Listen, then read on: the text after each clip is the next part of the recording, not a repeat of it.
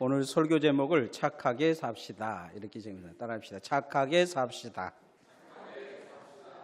성경에 보면 이 착하게 살았는데 억울한 죽음을 당한 사람들이 가끔은 나옵니다. 다윗이 이 밧세바라는 여자를 취하고 그 남편 우리아에게 덮어 씌우려고 했는데 우리아가 끝까지 충성을 합니다. 그런데 다윗이 음모를 꾸며서 우리아를 억울하게 죽게 만듭니다. 아합왕과 이세벨이 또 모함에서 죽인 사람도 있어요. 포도원을 빼앗기 위해서 죽인 나봇이라는 사람이 있습니다. 이 사람은 조상들이 물려준 그것을 빼앗기지 않기 위해서 정말 정직하게 살았는데 이 아합왕과 이세벨에게 있어서 모함당해서 죽습니다. 또 한 사람은 굶주림에 지친 다윗에게 진설병을 주었는데 사울의 손에 죽인 아히멜렉이거나 그의 가족 85명의 사람들을 들을 수 있습니다. 착하게 살면 복 받는다. 착하게 살면 은혜가 있다. 그런데 성경에 자세히 곳곳을 들여다보면 착하게 살아도 억울하게 죽고, 물론 하나님이 그 뒤에 하나님이 벌을 주고 보복은 해주시긴 하지만 죽어본 다음에 보복을 해주면 뭔 상관이 있어요. 내가 살아있을 때 하나님이 그때 나타나서 도와주셔야지. 그런데 하나님은 이런 악의 세상에서 선하게 사는 사람들을 하나님은 가만히 보고 계실 때가 많습니다. 그래서 기독교인들도 보면 종종 악한 사람들이 많습니다. 착하게 살면 손해보고 착하게 살면 바보처럼 인식당하고 있는 것이 오늘날의 세상입니다. 어떻게든지 얍삭하고 치졸하더라도 양심을 버리고 성공하는 사람이 돼야 사람들에게 인정받고 사람다운 사람으로 대접받으니까 모든 세상이 다 그런 것 같습니다. 성공하면 지혜로운 사람처럼 보이고 성공한 사람은 뭘 하면 정직한 사람처럼 보이고 성공하지 못한 사람들은 뭔가 부족한 사람들처럼 여기는 세상이기 때문에 착하게 살자 이 말이 안 통하는 세상이 되어져 가고 있습니다. 여러분 자녀들에게 착하게 살아라고 가르치고 계십니까? 자녀들에게 열심히 공부해라, 성공해라 그렇게 이야기하지 좋은 직업을 가져야 된다고 가르치지 착하게 살아라고 그렇게 어려서부터 가르치고 계십니까? 그러면 교회는 착합니까? 교회는 착하게 살아라고 가르치지보다는 하나님의 말씀이 대부분이 착하게 살아라는 말씀입니다. 그런데 교회가 가지고 있는 구원관은 착하게 살한다 그래서 천국 가지 않는다는 구원관이 있습니다. 착해져서 천국 가는 게 아니에요.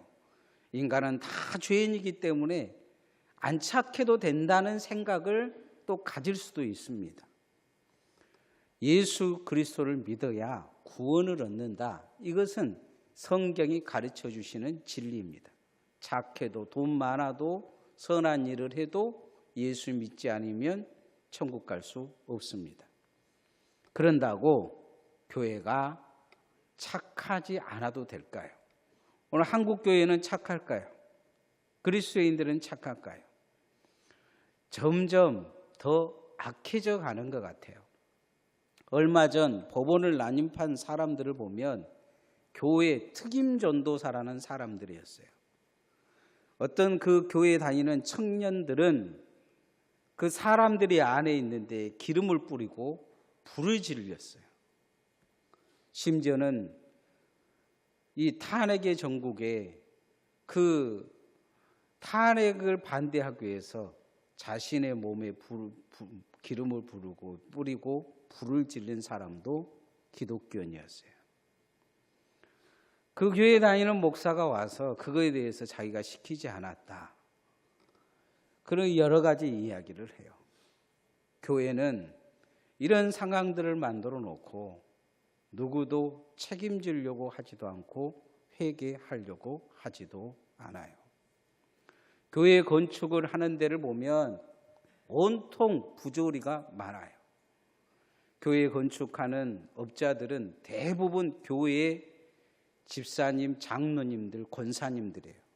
그런데 교회 건축하면서 부도 안 난 교회가 없어요. 그래서 목사들 세계에서 교회 다닌 사람들한테 교회 짓는 것을 맡기면 부도 난다는 것이 정설이에요.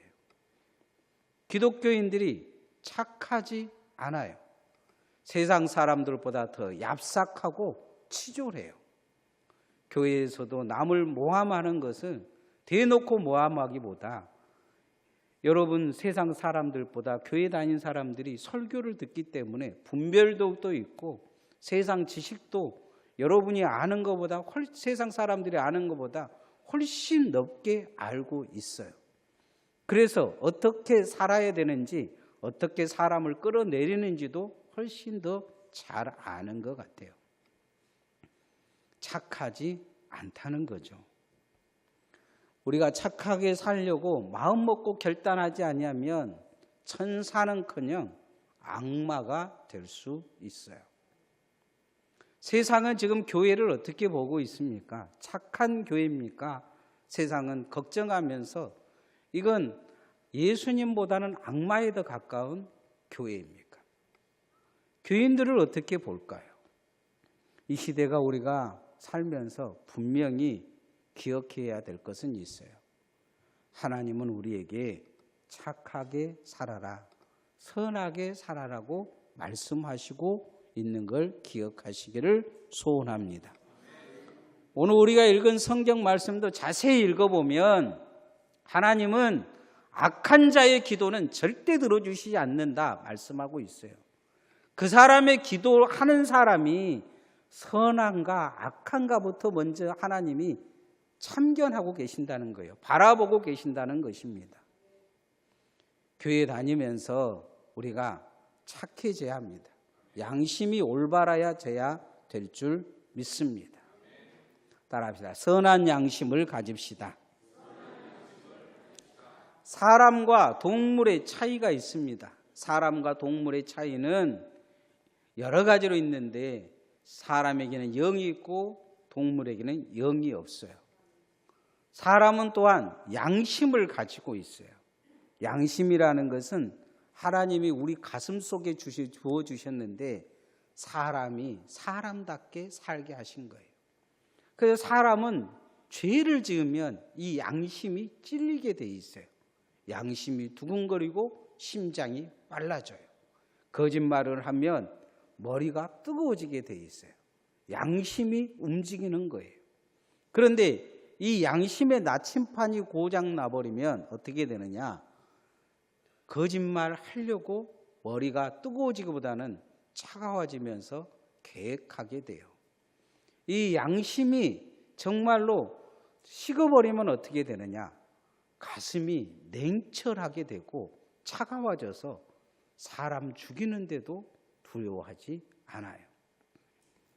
양심은 거짓이 들어오지 못하게 하는 울타리예요. 그런데 울타리가 해제되어 버리면 세상 밖과 세상 안이 구분이 안 되는 거죠. 양심은 어마어마한 영향력을 가지고 있어요. 나와 같이 사는 짐승, 특히 강아지 같은 경우에도 그 주인이 착하면 강아지도 착해요. 우리 집 강아지가 착해요. 그런데 사람이 악하면요, 마음이 악하면 그 동물들도 악해요. 포악해져요. 그래서 주인이 포악한 주인에게서 버려져 가지고 좋은 주인에게 임항된 아이들이 처음에는 포악하다가 점점 순해지고 순종하게 되고 변화되는 것을 TV에서 볼 수 있어요. 자녀들도 마찬가지예요. 자녀들이 부모가 보기에 교회 다녀도 악하다고 생각하면 악해도 천국 갈 수 있다고 생각하면서 마음에 착하게 생각하지 않아요. 양심은 믿음에도 어마어마한 영향력을 미쳐요. 착한 사람이 믿음을 가지면 주변 사람들이 행복해져요. 서로 사랑하고 용서하고 섬기고 나누는 관계가 돼요. 그런데 악한 사람이 믿음을 가지게 되면 주변 사람들이 예수 믿는 것을 거부해요. 그 사람이 교회에 다니면 주변 사람들이 힘들어해요. 그 사람을 어느 부서에 놓으면 싸움밖에 나지를 않아요. 그 사람을 통해 서로 머리 대려고 뭔가 사랑은커녕 경쟁하는 그런 판국이 만들어져요. 서로 죽이려고 형제도 가인처럼 죽일 수 있어요. 그 누구도 배신하고 팔아먹을 수 있는 가룟 유다가 그 안에 나올 수 있어요. 바울 사도는 이런 마음을 화인 맞은 양심이라고 이야기하고 있어요. 화인을 맞았다는 거죠. 저주받은 양심이라는 이야기예요.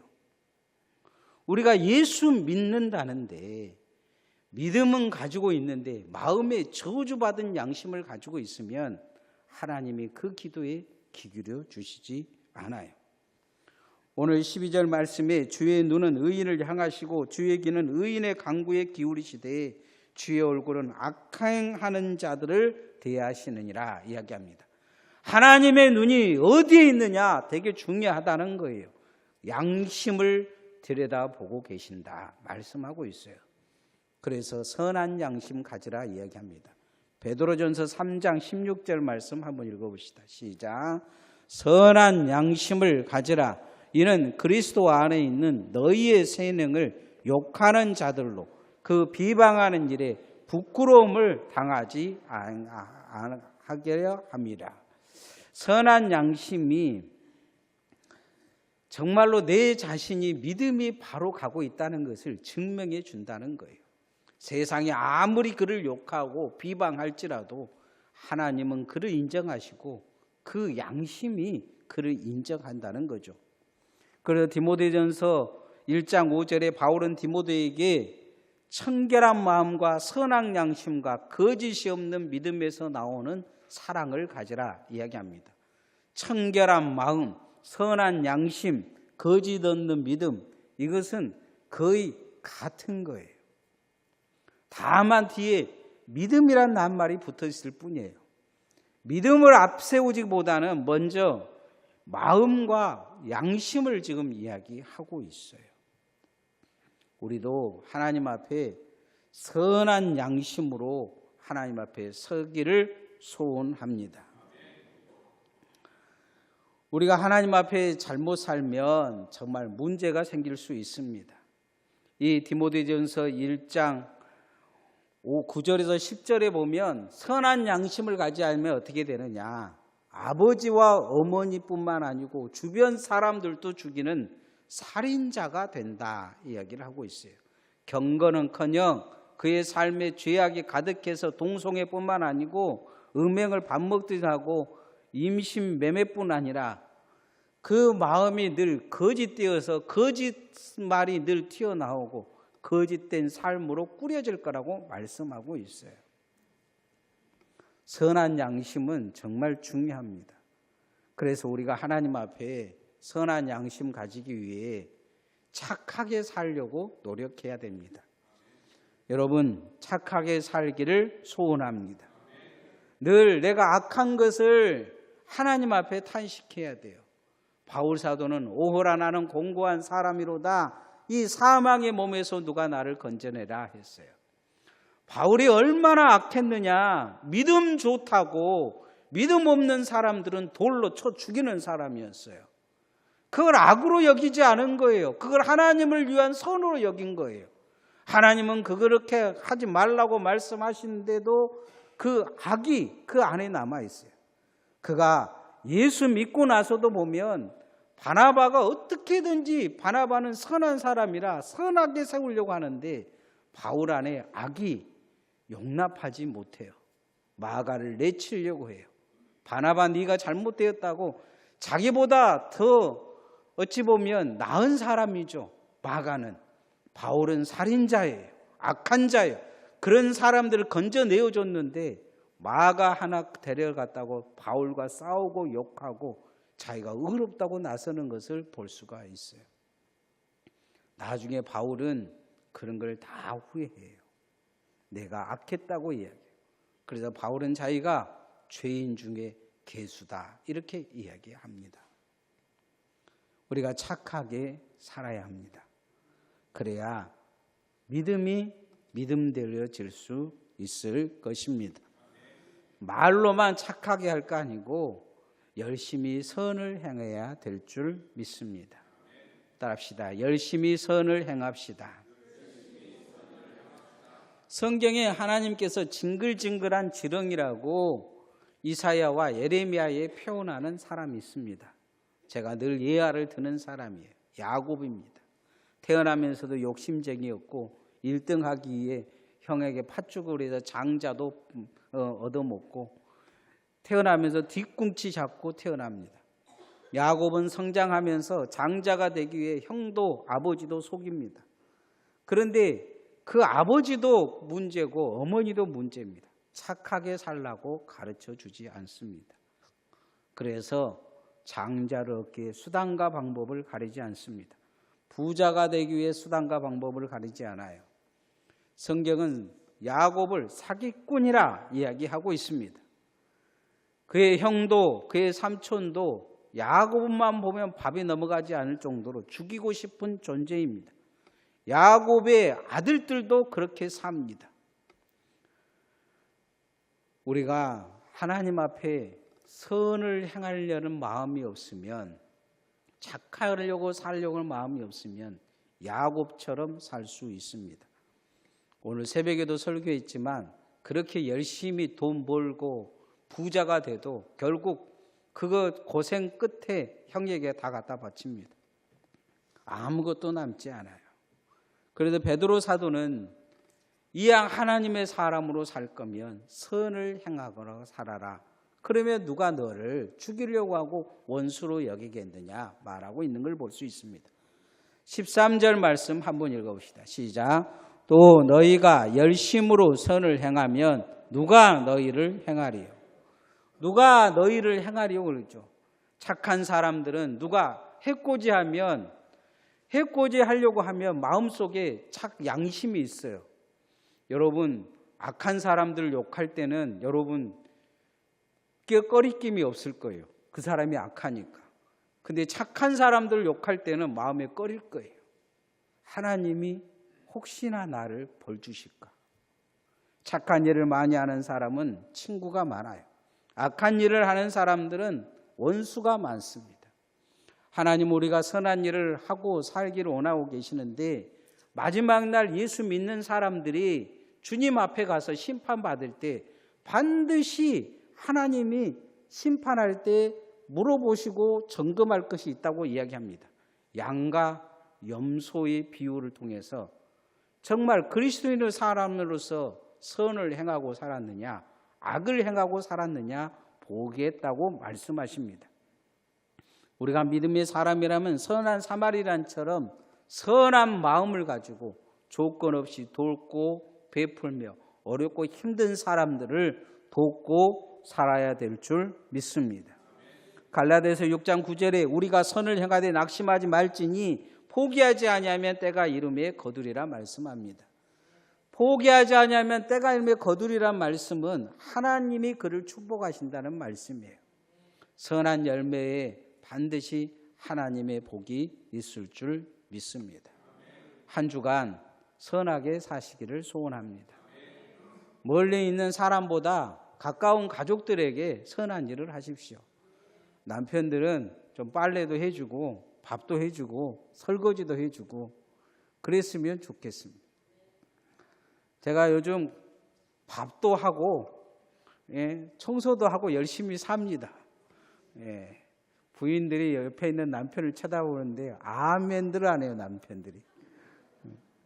여러분, 교회에서도 선한 일을 하십시오. 무엇이 선한 일인지 우리는 잘 압니다. 어렵고 힘든 분들, 여러분 구역이 청소할 때, 또 밥할 때, 또 다른 분들이 힘들어하고 교회를 나오지 않을 때 잘 돌보고 또 격려해주고, 그게 선한 일입니다. 주님 앞에 섰을 때 착하고 충성된 종이라 칭찬받는 성도들 되어지시기를 소원합니다. 선한 마음은 마지막으로 주님이 늘 강조한 게 있어요. 인간의 마음에 절대로 안 되는 것, 원수를 축복하는 것입니다. 따라합시다. 원수라도 축복하는 마음을 가집시다. 우리가 선한 양심으로 선하게 사는 방법은 축복의 통로로 사는 것입니다. 하나님이 축복의 통로로 사는 방법을 가르쳐 주셨는데, 그건 뭐냐? 원수를 사랑하고 마음에 품는 자는 축복의 통로가 될 수 있습니다. 여수에 손양원 목사님이 계셨어요. 그 목사님의 자기의 아들 친구가 두 아들을 죽여버립니다. 그런데 사형 선고 받을 이 양재선이라는 그 사람을 데려다가 자기 양아들을 삼아요. 예수 믿게 하고 미국 유학까지 보내서 목사를 만듭니다. 결국 술 중독자로 죽기는 했지만 그는 마지막 회개하고 죽었다고 해요. 다른 사람들을 만났다면 그는 공산주의자로 처형되어서 지옥에 바로 떨어졌을 것입니다. 그런데 손양원 목사님을 만나서 그 아들을 죽였지만 용서를 받고 그는 천국 갈 기회를 얻은 것입니다. 성경의 복의 근원이라고 불리는 아브라함은 창세기 12장에 보면 하나님이 그렇게 말씀하셔요. 너를 축복하는 자는 축복하고 너를 저주하는 저주받을 거라 이야기하십니다. 근데 아브라함을 괴롭히는 두 사람이 있었어요. 하나는 이집트의 왕인 바로요. 또 하나는 이 멜기세덱이라는 그런 아비멜렉이라는 그런 왕이었어요. 이 아비멜렉이라는 이 블레셋 왕에게 모함을 당하고 또 여러 가지로 부인도 뺏겼다가 다시 돌려받고 그러는데, 이 바로와 아비멜렉을 아브라함은 저주하지 않아요. 축복합니다. 그 집을 축복해서 그 우환이 있는 것을 해결을 해줍니다. 복의 근원으로 산 거죠. 오늘 성경은 우리가 그런 복의 근원으로 살고 그 복을 이어받기를 원한다 이야기하고 있습니다. 9절 말씀 읽어보십시다. 시작. 악을 악으로 욕을 욕으로 갚지 말고 도리어 복을 빌라. 이를 위하여 너희가 부르심을 받았으니 이는 복을 이어받게 하려 함이라. 여러분이 아브라함의 이 축복의 통로, 요셉의 이 축복의 통로를 이어받을 수 있기를 소원합니다. 요셉은 자기 형들이 자기를 죽이려고 했어요. 그런데 하나님이 그를 축복의 통로로 사용할 거라는 것을 알고 있었어요. 형들이 나중에 후회하며 용서를 빌 때 당신들이 한 게 아니고 하나님이 나를 그렇게 계획한 거라고 이야기를 합니다. 복의 통로가 되라고 이야기해서 나는 그렇게 살았을 뿐입니다라는 의미를 이야기하고 있는 거예요. 여러분도 하나님이 복의 통로로 사용하고 싶어하는 마음이 있습니다. 그러려면 여러분의 마음에 미워하는 사람이 없어야 합니다. 원수라도 섬길 줄 알아야 돼요. 서로 인사도 안 하고 그러면 안 돼요. 여러분 그러면 악의 통로밖에 더 될 것 같아요. 남에게 욕을 전달하는 통로밖에 더 안 됩니다. 나쁜 것만 나를 통해서 가는 거예요. 좋은 것은 나를 통해서 하나도 가지를 않아요. 그러나 내가 축복의 통로가 되면 좋은 것이 나를 통해 갑니다. 생명의 말씀이 나를 통해 가고 은혜의 역사가 나를 통해서 갑니다. 하나님의 능력과 축복이 나를 통해서 모든 사람들에게 전달될 것입니다. 여러분이 그렇게 되어지기를 소원합니다. 미워하는 사람일수록 더 섬기십시오. 미워하는 사람일수록 더 가까이 가서 인사하십시오. 안아주고 위로하고 섬겨주십시오. 그래야 여러분을 하나님이 축복하고 사용할 수 있어요. 그러지 못한 사람은 절대 하나님이 크게 쓰지지 않아요. 그런 사람들은 결코 하나님의 사람으로 설 수가 없어요. 그런 사람들은 늘 마귀가 이용해 먹고 살아요. 사단이 축복의 통로로 사는 사람을 이용해 먹겠습니까? 아니면 악의 통로를 이용해 먹겠습니까? 그래서 교회 안과 세상 밖에도 똑같아요. 늘 악의 통로로 사용된 사람은 그 사람일 것을 짐작하면 여지없이 그 사람이에요. 소문낸 사람, 남을 모함한 사람, 악한 일을 한 사람, 그러면 꼭 그 사람 지목하면 그 사람 맞아요. 왜요? 악의 통로는 이미 정해진 것처럼 보이기 때문이에요. 그런데 누군가가 착한 일을 했다 그러면 세상이나 교회에서도 마찬가지예요. 그 사람일 것이다 하면 10중 8구 그 사람이에요. 누군가 도와주고 섬겨주고 이끌어준 사람이라면 바로 축복의 통로예요. 그래서 신명기 28장에 축복의 통로와 같은 사람이 있다면 말씀이 그 안에 있어서 나와도 들어와도 복을 받고 그와 모든 함께하는 사람들, 심지어 그 집에서 하룻밤 사는 사람, 잠자는 사람들도 복을 받을 거라 그래요. 그러나 저주의 통로가 되는 사람이 있으면 그 집의 모든 것이 저주받고 그 자녀들도 저주받고 그 누군가 그 집에서 하룻밤 잠자면 그 사람도 저주받을 거라 그래요. 그래서 우리는 선하게 살아야 돼요. 선한 양심 가져야 돼요. 여러분이 그런 복의 근원의 사람 되어지기를 소원합니다. 옆 사람이 한번 인사, 착하게 삽시다. 착하게 살려면 양심부터 바라야 합니다. 선하게 선한 양심 가지려고 애를 써야 돼요. 이 양심을 가지고 어렵고 힘든 사람 잘 도와주려고 해야 돼요.